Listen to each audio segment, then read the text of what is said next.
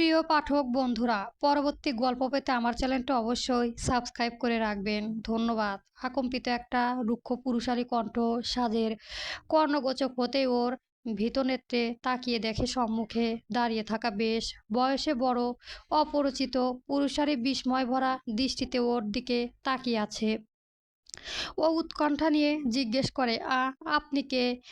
আপনাকে তো চিনলাম না। বই পড়তে দাঁড়িয়ে থাকা লোকটি বেশ বিরক্ত নিয়ে গম্ভীর কণ্ঠে আবার জিজ্ঞেস করে, আমি কে এটা বড় কথা নয়, কিন্তু তুমি কে? ও মাই মিস্টেক, বুঝতে পেরেছি। তুমি নিশ্চয় সায়রী হিমাদ্রি, ওদের মেইড। যাক, ভালোই হলো। আমার ভাই এতদিন পরে একটা ভালো কাজ করেছে। দেখি, সামনে থেকে সরে দাঁড়াও, আমায় ভেতরে যেতে দাও। আর হ্যাঁ, আমি তোমার হিমাদ্রি স্যারের বড় ভাই হিমালয় মির্জা। সাজ চুপচাপ নামটা শুনল ঠিকই, কিন্তু ও নিজের কানে শোনা কথাটা যেন বিশ্বাসই হচ্ছে না। লোকটা না জেনে শুনে ওকে মেইড বলেছে। ওর সারা শরীর রাগে কাঁপতে থাকে। একে তো প্রথম আলাপ, তার উপরে আবার এমন অভদ্রতা করছে। লোকটা যেন মানুষকে মানুষই বলে গণ্য করে না। সাজ আঙুল উঁচিয়ে কিছু বলতে যাবে, অমনি থেমে যায় নিজের ভাবনায়।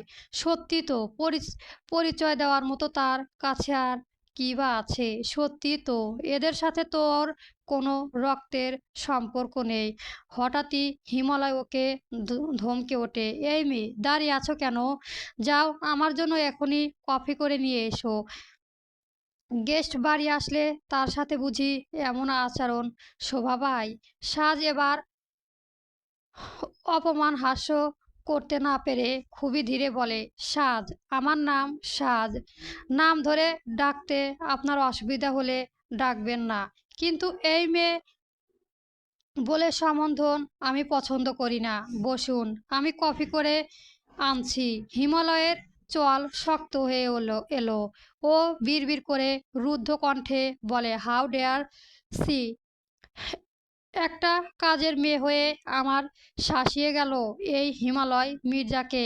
আজ আসুক হিমাদ্রি, দেখিয়ে অসভ্য মেয়েকে কোথা থেকে ধরে নিয়ে এসেছে। কিন্তু কিছুক্ষণ থেমে আবার বলে, কিন্তু এই বয়সী একটা সুন্দরী মেয়েকে এভাবে ছোট রাখতে গেল কেন? যদি কোনো বিপদ আপদ হয়ে যায়? মেয়েটাকে দেখতেই তো মনে হচ্ছে ভীষণ ডেঞ্জারাস। হঠাৎই সাজ কিচেন থেকে বেরিয়ে এসেই কফির কাপ হিমালয়ের সম্মুখে ধরে বলে, নিন আপনার কফি।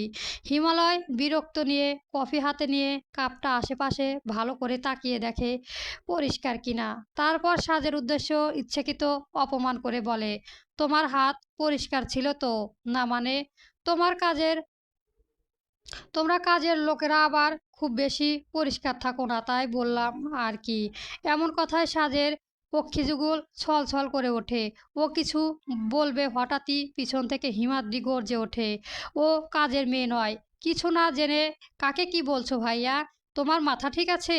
সাজ পিছনে তাকিয়ে চমকে ওঠে, দেখে ওরা সবাই এসে পড়েছে। হিমালয় মির্জা ভাইয়ের দিকে প্রশ্নবিদ্ধ নজরে তাকিয়ে থাকে, আর কিংসুক এগিয়ে এসে সাজের ঘাড়ে হাত রেখে গম্ভীর কণ্ঠে বলে, সাজ, আমার ছোট বোন। এর থেকে বেশি কিছু জানার আপনার প্রয়োজন নেই। তবে না জেনে আমার বোনকে আপনার অপমান করা ঠিক হয়নি। হিমাদ্রি ওর ভাইয়ের দিকে তাকিয়ে ক্রুদ্ধ দৃষ্টিতে তাকিয়ে বলে, তুমি ভুল জায়গায় এসেছো। আমার ফ্ল্যাট এটা না। এরপরে সাজের দিকে তাকিয়ে বলে, সাজ, আই অ্যাম সরি, প্লিজ আমার ভাইয়ার কথা কিছু মনে করো না। ও না জেনে তোমায় হার্ট করে ফেলেছে। তুমি এখন ভিতরে যাও, এখানে তোমার থাকা প্রয়োজন নেই, যাও।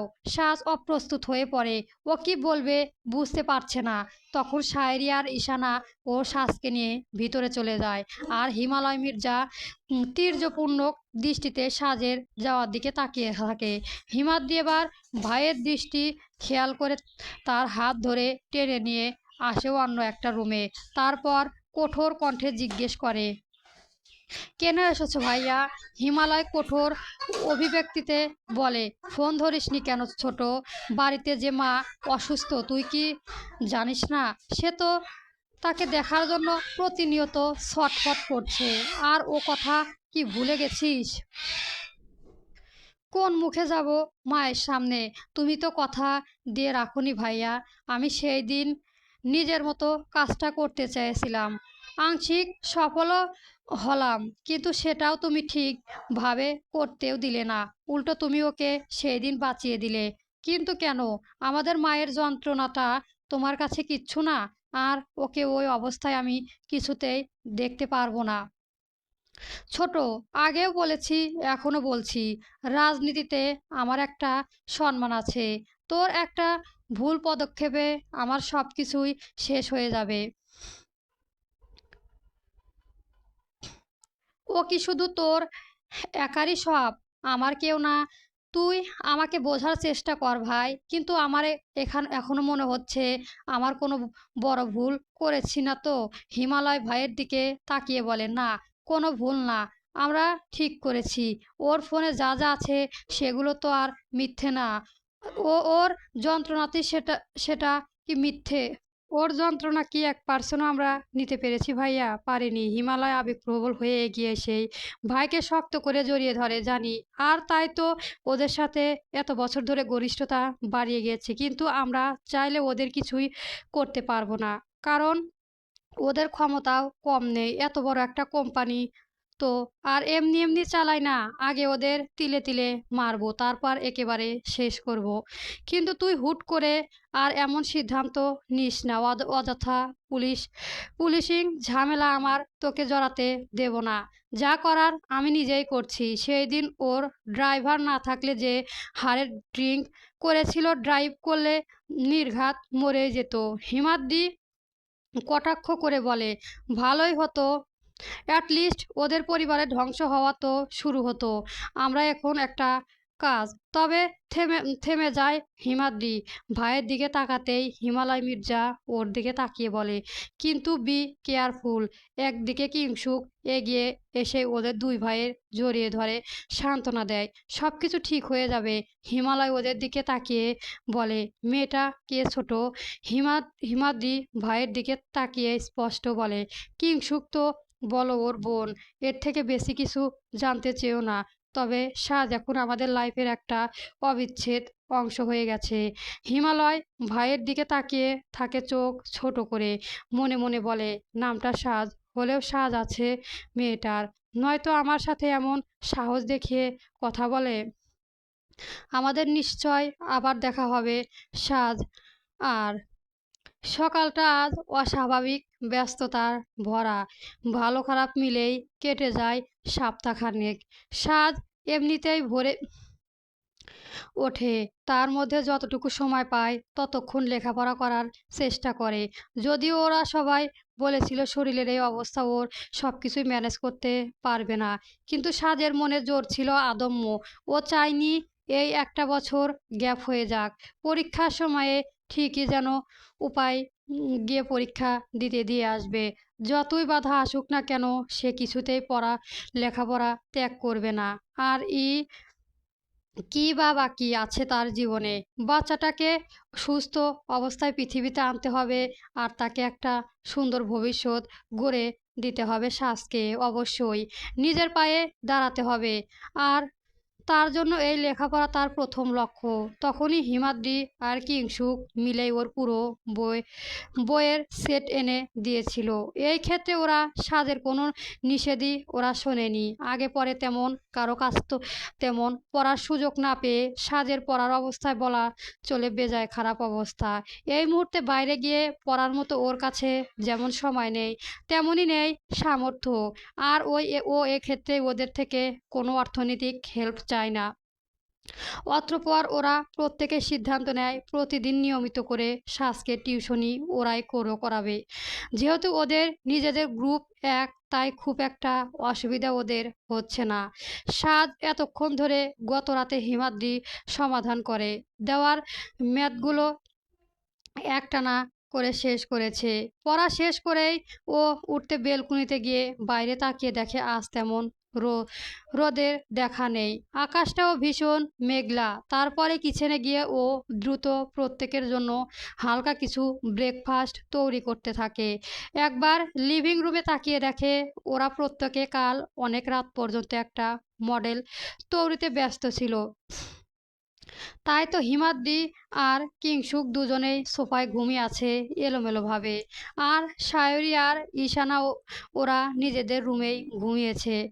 শুনেছে ওদের নিউ একটা প্রজেক্টের জন্য যে কোম্পানির সাথে এগ্রিমেন্ট হয়েছে সেই বস নাকি নিজের সায়রীর উপস্থিত থাকবে এখানে। আর এর জন্য সবার বাস্তবতাও অনেকটা বেড়েছে। সাজ ব্রেকফাস্ট তৈরি হয়ে গেলেই সব কিছু টেবিলে এনে রেখে দেয়। হঠাৎ ওর ফোন বেজে ওঠায়। ও খুব সাবধানে উদয়ে এক হাত রেখে রুমে দিয়ে অগ্রসর হয়। এখনও তেমন কিছু বোঝা না গেলেও ও যথেষ্ট সাবধানে থাকার চেষ্টা করে। এসব বিষয় তো আর কেউ শিখে আসে না, ব্যাস সময়ের সাথে সাথে শেখা হয়ে যায়। তাছাড়াও সায়েরি আর ঈশানা ওকে প্রায় সময় ওদের ফোন থেকে একরকম অনেক ভিডিও দেখায়, কি কি খেতে হবে, কিভাবে চলতে হবে, এই সব কিছু। ও রুমে এসে দেখে সব থেকে মিস ডোরা ফোন করেছে। ও ব্যস্ত হয়ে ফোন রিসিভ করে কথা বলতে থাকে। এই বাটন ফোনটা নিজের টাকায় শপে প্রয়োজনে কিনেছে। কথা শেষ হতেই সাদ চলে যায় ফ্রেশ হতে। বুঝতে পারে আজ শপে অনেকগুলো বড় অর্ডার করেছে, তার মানে আজ ব্যস্ততাও অনেক বেশি হবে। ও মুহূর্তে ফ্রেশ হয়ে লিভিং রুমে এসে দেখে হিমাদ্রি সোফায় বসে আছে, লালটে দুই আঙুলি দিয়ে ঘষে যাচ্ছে। ভালো যে ঘুম হয়নি চোখ মুখ দেখেই বোঝা যাচ্ছে। সাজ এক পলক দেখে কিছু না বলে কিচেনে চলে যায়। সাজের এখনো মনে পড়লে হাসি পায়। সারা রাত সপ্তাহ জুড়ে লোকটা নিজের ভাইয়ের কথা ব্যবহার করা নিয়ে শুধু ক্ষমায় চেয়ে গেছে। ওরা মনে হলো বিস্তার ফারদার দুই ভাইয়ের। ওর কিছুক্ষণের মধ্যেই ফিরে আসে এক কাপ ব্ল্যাক কফি নিয়ে। হিমাদ্রি সম্মুখে কাপটা এগিয়ে দিতে সেই মুখ তুলে দেখে সাজ দাঁড়িয়ে আছে। হিমাদ্রির ঠোঁটের কোণে স্টিম হাসি ফোটে। হাত বাড়িয়ে কাপটা নিয়ে কৃতজ্ঞা স্বরূপ বলে, থ্যাঙ্কস। সত্যি এই মুহূর্তে এক এটা খুব প্রয়োজন ছিল। তুমি কিভাবে বুঝে যাও? সাজ সাজ সামান্য হাসে, নিজের কাজ গুছিয়ে নিতে নিতে স্বাভাবিকভাবেই বলে, ঠিক যেমন আমার কখন কোনটা প্রয়োজন আপনি বুঝে যান ভাইয়া। ভাগ্য ভালো আমার, তাই তো আপনাদের সঙ্গে দেখা হয়েছে, নইলে তো এতদিন কোথায় কিভাবে থাকতাম কিছুই জানি না। কথাটা খুব সাধারণ হলেও হিমাদ্রির কাছে মেয়েটা কথাগুলো বরাবরই খুব আবেগীয় মনে হয়। ও কফিতে এক চুমুক দিয়ে জিজ্ঞেস করে, সাজ এত সকালে উঠলে কেন? নিশ্চয় সবার জন্য ব্রেকফাস্ট করে রেখেছো। তোমায় কতবার বলেছি যতদিন যাচ্ছে তোমায় আরও সাবধানে থাকতে হবে। অ্যাটলিস্ট জুনিয়রের কথা চিন্তা করে আগামী কয়েক মাস কাজ একটু কমিয়ে করো। আমি ঠিক আছি ভাইয়া, সত্যি কোনো প্রবলেম হচ্ছে না। আসলে কাজ শপে প্রচুর অর্ডার আছে, তাই আন্টি ফোন করেছিলেন এখনই যেতে হবে। কিন্তু আন্টি তো জানে তোমার কন্ডিশন, এটা উনি ঠিক করেননি। আচ্ছা সাজ, সত্যি করে বলো তো ওখানে তোমার কোনো অসুবিধা হচ্ছে না তো? আবার না, না ভাইয়া, কোনো অসুবিধা হচ্ছে না। উনি ভীষণ ভালো। মাঝে মাঝে একটু বাড়তি কাজ থাকবে, এটা তো স্বাভাবিক। আচ্ছা আপনি থাকুন, আমার বেরোতে হবে। হিমদ্রি ততক্ষণে কফি খাওয়া প্রায় শেষ। ও অমনি গম্ভীর হয়ে বলে, আমি তোমায় দিয়ে আসছি। এত সকালে যাওয়ার জন্য তেমন কিছুই পাবে না। ওয়েট করো, আমি গাড়ির চাবি নিয়ে আসছি। ততক্ষণে তুমি নাস্তা করে মেডিসিন মনে করে নিয়ে যেও। আর খবরদার আমায় যেতে নিষেধ করবে না। চিন্তা নেই, গাড়ি নিশ্চিন্তে না, বাইক বাইকে যাবে। আই হোপ এতে তোমার প্রবলেম নেই। সাজ সত্যি নিষেধ করতে যাচ্ছিল, কিন্তু হিমাদ্রির কথাগুলো শুনে আর কিছুই বলতে পারেনি। ওর এখন খাওয়ার টাইম নেই, তাই টিফিন সাথে করেই নিয়ে যাচ্ছে। কিছুক্ষণের মধ্যে হিমাদ্রি আর সাজ দুজনে নিচে নেমে আসে। হিমাদ্রি গ্যারেজ থেকে বাইক বের করে আনতে সাজ হেলমেট পরে সাধারণে উঠে পড়ে। হিমাদ্রি একবার ওকে দেখে নিয়ে রওনা হয় গন্তব্যে, কিন্তু উপর থেকে ওদের বাড়িওয়ালি তীক্ষ্ণ নজরে ঠিকই পুরো বিষয়টি খেয়াল করে। এটা অবশ্যই নতুন না, ওরা প্রত্যেকে যে মেয়েটা খুব কেয়ার করে এটা উনি বোঝেন, কিন্তু ওনার ধারণা হিমাদ্রি আর কিংসুকের কেয়ারগুলো অন্যরকম, বাড়াবাড়ি রকমের। বিড়বিড় করে বলেন, মেয়েটা ছোট হলে হবে কি, ঠিকই বড় বড় দুটো ছেলের সাথে রাত নেই দিন নেই প্রায় দেখি চলাফেরা করে। কই শায়রি আর ঈশানাকে তো এতদিন ধরে ওদের সাথে এভাবে চলতে দেখিনি। তার মধ্যে মেয়েটা আবার দিন দিন কেমন চেহারা আর স্বাস্থ্যর পরিবর্তন চোখে পড়ছে। আশ্চর্য। উনি আজ বেশ কিছুদিন ধরেই সাজকে নজরে রাখে। সাজের এই অল্প বয়সের স্বাধীনভাবে চলাফেরার কিছুই নজরে এড়ায় না, যা ওনার একদম পছন্দ না। অবাক হন, এতদিন ধরে নিজের পরিবার ছেড়ে এখানে কেন পড়ে আছেন।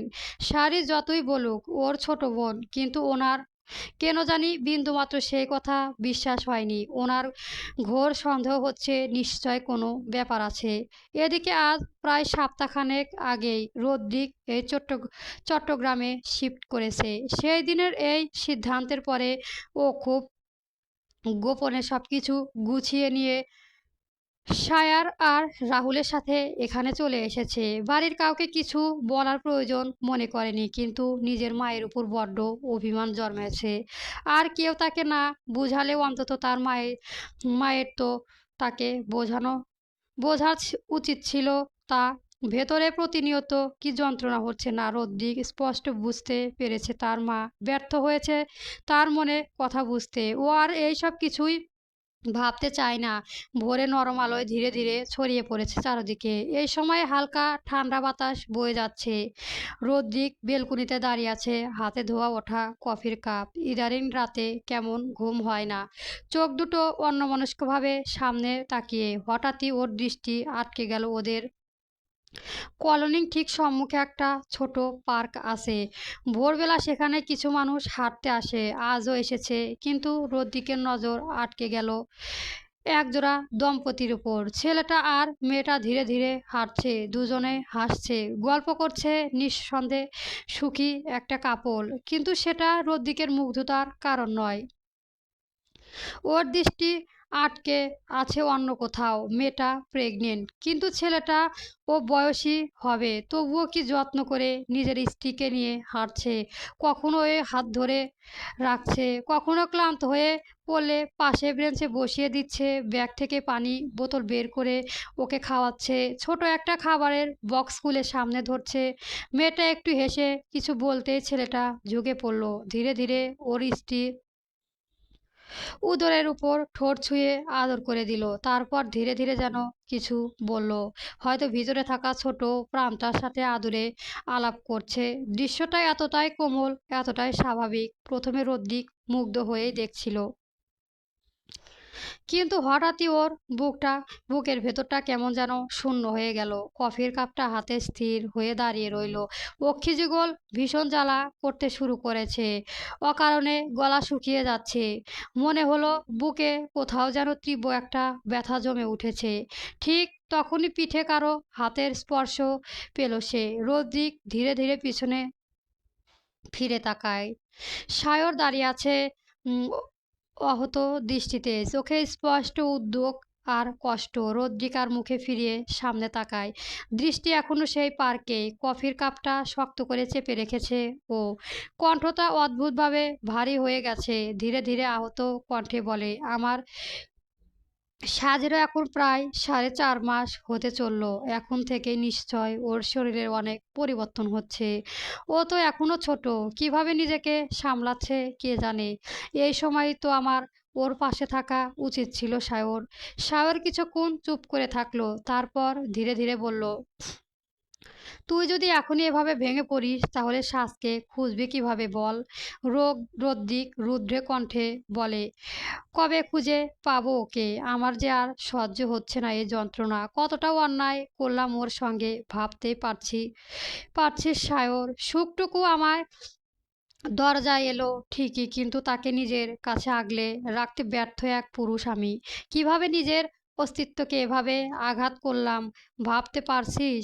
আমি ভালো করে জানি আমার সাজ এত সহজেই আমায় ক্ষমা করবে না, কিছুতেই না। তবুও আমি ওর সব অভিযোগ, অভিমান, রাগ, ওর সব তিরস্কার সবটাই মাথা পেতে নেব শুধু একটা বার আমি ওকে ফিরে পাই। আর হারিয়ে যেতে দেব না। সায়র আবার ওর পিঠের হাত দিয়ে বলে, এই রদ্রিক, এভাবে ভেঙে পড়তে নেই ভাই। ওকে ঠিক আমরা খুঁজে পাবো দেখিস। হঠাৎই পিছন থেকে রাহুল এগিয়ে এসে চারপাশে তাকিয়ে বিস্ময়ক বলে ওঠে, এই রদ্রিক, তোর রুমে এইসব কি অবস্থা করেছিস রে? বাব্বা রে বাবা! ডাক শোনার আগেই দেখছি পুরো রুমটা তোর ছেলে মেয়ের জন্য সাজিয়ে ফেলেছিস। যাক, সাজ এলে এইসবই দেখে নিশ্চয় খুব খুশি হবে। রাহুলের কথায় রদ্রি কিছুক্ষণ চুপ করে থাকে, তারপর ধীরে ধীরে নিজের রুমের মাঝখানে এসে বসে পড়ে। গত কয়েকদিন ধরে সে কখনো কোথায় বেরি বেরিয়েছে, কিছু না কিছু কিনে এনেছে শুধু তার অনাগত সন্তানের জন্য। রুমের এক কোণায় ছোট একটা কাঠের বেবি ক্রোট রাখা, পাশে নরম সাদা মশারি ভাঁজ করা রাখা আছে। দেওয়ালের পাশে একটা ছোট বেবি আলমারি, আলমারির ভেতরে পরিপাটি করে সাজানো নরম কটন বেবি জামা, ছোট ছোট ফ্রক আর টি শার্ট, রঙিন মোজা, ক্ষুদ্র ক্ষুদ্র টুপি, নরম হাত মোজা যাতে বাচ্চা নিজের মুখে নখ না লাগায়। একটা বক্স ভর্তি বেবি ব্ল্যাঙ্কেট, তুলতে তুলতে সোডলস কাপড়, ছোট তোয়ালে আর ড্রয়ারের ওপর রাখা বেবি ফিটের বোতল, প্যারাসিটামল, শ্যাম্পুর বোতল, বেবি লোশন, আরও পাশে বড় ব্যাগে আছে নরম বেবির পিলো, ক্যারি ব্যাগ, ছোট স্টাফ ওর। এসে বিছানার ওপর রাখা একটা ছোট মিউজিক্যাল বেবি টয়, যেটা চাপ দিলে হালকা সুদ তেলে সেই ধরে ধরে দেখছে, কিন্তু ওর বুকটা ভার হয়ে আসে। বুঝতে পারে রদ্রিক ধীরে ধীরে মেজর ডিপ্লোসিং ডিপস আওয়ারের দিকে এগিয়ে যাচ্ছে, কিন্তু ওকে এভাবে তো থাকতে দেওয়া যাবে না। ও তৎক্ষণাৎ রাহুলের দিকে চিহ্নিত চোখে তাকায়। রাহুল নিজেও বুঝতে পারছে সবটা, ও নিজেও সায়রের দিকে তাকায় অসহায় দৃষ্টিতে। আর রদ্রিক ধীরে ধীরে হাত বাড়িয়ে এক এক সেট ছোট ফ্রক আর টি শার্ট তুলে নেয়, ছুঁয়ে দেয় বারে বারে। ওর চোখে তখন অদ্ভুত এক খুশি আর কষ্ট মিশে আছে নিজের অংশের জন্য। খুব নিচু স্বরে ওদের উদ্দেশ্য বিড়বিড় করে আওড়ায়, জানিস, ছেলে হোক বা মেয়ে, আমি সবাই নিয়ে রেখেছি, সবই নিয়ে রেখেছি। জানি তো না কে আসবে, তাই সব কিছুই এনে রাখবো। একটু থেমে নিঃশ্বাস ফেলে আবার বলে, শুধু ওদের দুজনই নেই, আমার স্বাদ আর আমার অস্তিত্বের ছোট একাংশী। ওরই চোখে সম্মুখে নেই রে। ওরা যে আমার উপর বড্ড অভিমান করেছে। আজ সকাল গড়িয়ে বেলা হতে চললো, সেই থেকে কোক শপে একের পর এক অর্ডার জমে আছে। সকাল থেকে সাজসহ বাকি তিনজন আজ একের পর এক কেক ব্রেকিং আর ডিজাইন করে যাচ্ছে। তার মধ্যে হঠাৎ দুজন আসেনি, তাই আজ নিঃশ্বাস নেওয়ারও যেন ফুসংস নেই। এর মধ্যে ডোরা আন্টি একটি ঠিকানা দিয়ে ওকে বলেছে একটা বড় অ্যাপার্টমেন্টের দুটো কেক ডেলিভারি দিয়ে আসতে। উনি নিজেও এখন অন্য এরিয়াতে যাবে। এর মধ্যে ডেলিভারি বয় আরেক জায়গায় ব্যস্ত আছে, তাই এখানে দেরি করা যাবে না। সাজ নীরবে সম্মতি জানিয়েছিল। হঠাৎ সাজ খেয়াল করে ওর পাশে দাঁড়িয়ে থাকা দুটো মেয়ে দুটো ওদের কিসব এক্সট্রা কথা নিয়ে কথা বলছে। ওদের সাথে ওর এই কয়েকদিনে এক জায়গা কাজের সূত্রে মোটামুটি কথা হয়। শুনেছে ওরা এই জায়গায় ছেড়ে আরও অন্য জায়গায়ও কাজ করে। ওর আজ কেমন কৌতূহল হলো, তাই একজনকে জিজ্ঞেস করে, রাখি আপু, তুমি সেই দিন বলেছিলে তোমার জন্য কোথাও কাজ করো, সেখানে কি কাজ করো তোমরা? আসলে আমার আরেকটা কাজের ভীষণ প্রয়োজন। রাখি একটু বিচলিত হয়েও আরেকটা মেয়ের মুখে একবার তাকিয়ে সাজের দিকে তাকিয়ে বলে, কিন্তু সেসব কাজ তোমার হয়তো পোষাবে না সাজ।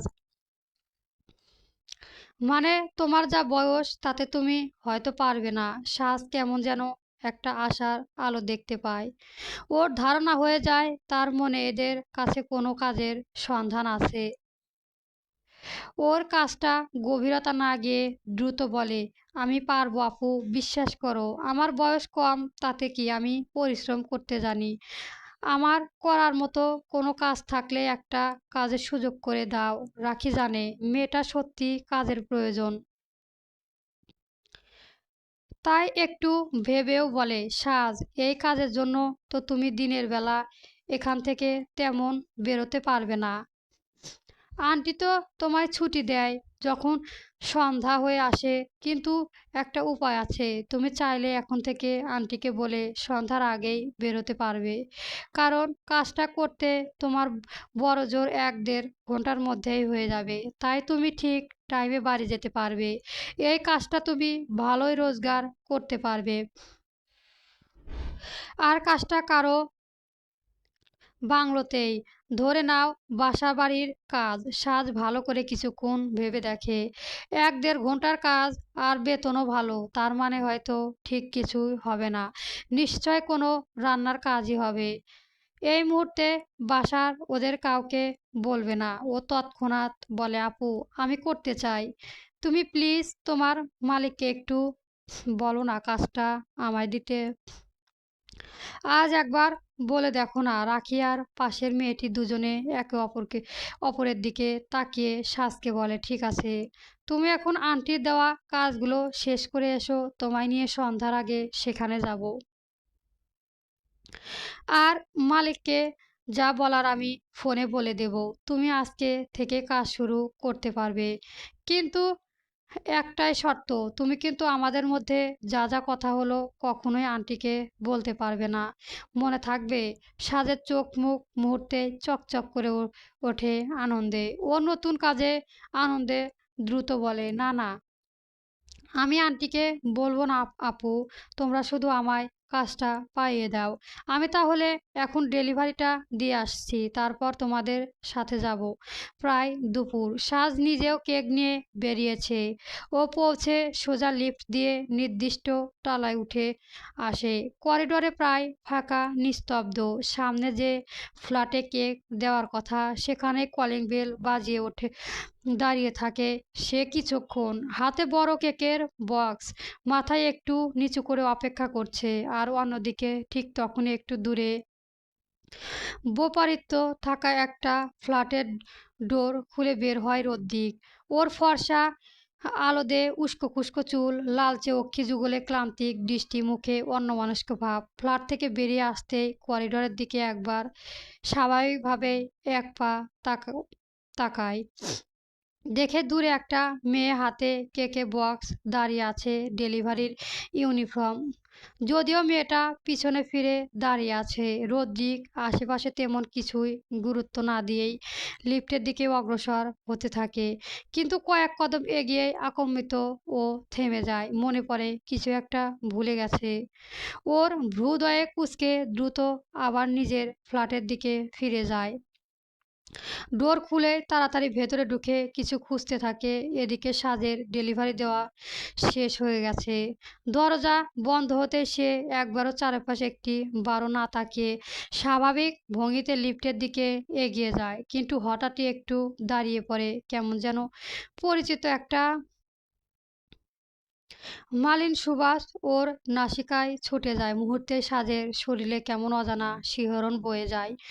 ওর মন বলেছে এই সুবাসই তো ওর আগেও পেয়েছে, খুব কাছে থেকেই। কিন্তু এই মুহূর্তে এখানে কিভাবে? ওর বক্ষপিঞ্জরে গম্ভীর স্পন্দন যেন আকুমিত ঝড়ে ওনার সমুদ্রে ঢেউয়ের মতো আস্তে পড়তে লাগলো। সাজ চতুর্দিকে অক্ষিপট দিয়ে এক পলক এদিক ওদিক তাকায়া দেখে করিডোর সহ লিফট তখন একেবারে পুরোপুরি ফাঁকা। ও একটা গভীর স্বস্তির নিঃশ্বাস ফেলেন। দ্রুত লিফটের ভেতর ঢুকে নিচের বাটনে চাপ দেয়, কিন্তু অদ্ভুতভাবে দরজার সঙ্গে সঙ্গে বন্ধ হয় না। ও পুনরায় একই কাজ করতে থাকে, কিন্তু একবারও কোনো কাজ হয় না। ক্রমশ ওর শরীর ভীষণ খারাপ লাগছে। আজকে স্ট্রেচ করার সুযোগও পায়নি, তাই আর পাচ্ছে না। তাই বিরক্তি নিয়ে বিড়বিড় করে বলে, উফ, এ আবার কি হলো? এই শরীর নিয়ে এখন তো এতগুলো সিঁড়ি মরিয়ে কিভাবে নিচে যাব? যদি মাথা ঘুরে পড়ে যায়। ওদিকে রাখিয়াপুর সাথেও তো যেতে হবে। সাজ আর কিছু না ভেবে এবার আরেকবার ট্রাই করে। পুনরায় বিরক্তি নিয়ে লিফটের বাটনটা আবার চাপ দেয়।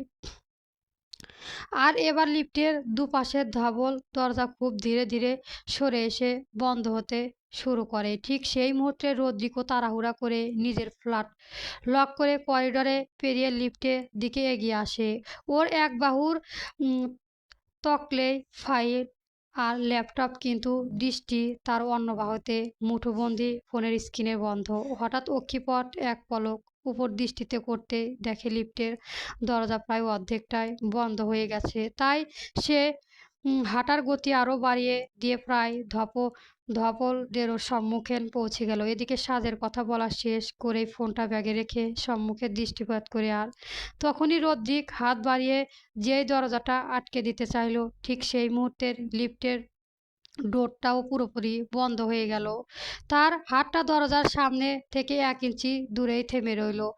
মাঝখানে দেওয়াল হয়ে দাঁড়িয়ে আছে এখন শুধু একটা ঠান্ডা ধাতব দরজা। ওপরে রদ্রিক, এপরে সাজ, কিন্তু কেউই কাউকে দেখতে পেল না। লিফট নিচে নামতেই শুরু করলো। ভেতরে দাঁড়িয়ে সাজের বুকটা হঠাৎই অকারণে মোচড় দিয়ে উঠল, যেন অদ্ভুত এক অস্বস্তিতা শরীর জুড়ে ছড়িয়ে পড়ল। সে নিজেও বুঝতে পারছে না হঠাৎ কেন এমন লাগছে। লিফটটা ধীরে ধীরে নিচে নামতে শুরু করলো। অকারণে তার একটা অদ্ভুত অস্বস্তিতা বাড়ছে। সে অবাক হয়ে নিজের বুক ওপরে হাত রাখে। কেন এমন লাগছে? মনে হলো যেন খুব কাছেরই কেউ ছিল, খুব পরিচিত কেউ। কিন্তু কে? আর ঠিক সেই সময় করিডরে দাঁড়িয়ে রদ্রিকও অদ্ভুতভাবে স্থির হয়ে দাঁড়িয়ে রইল। চোখ স্থির হয়ে আছে সেই বন্ধ লিফটের দরজার উপর। লিফটের ডিজিটাল নাম্বারগুলো এক এক করে নিচে নামছে।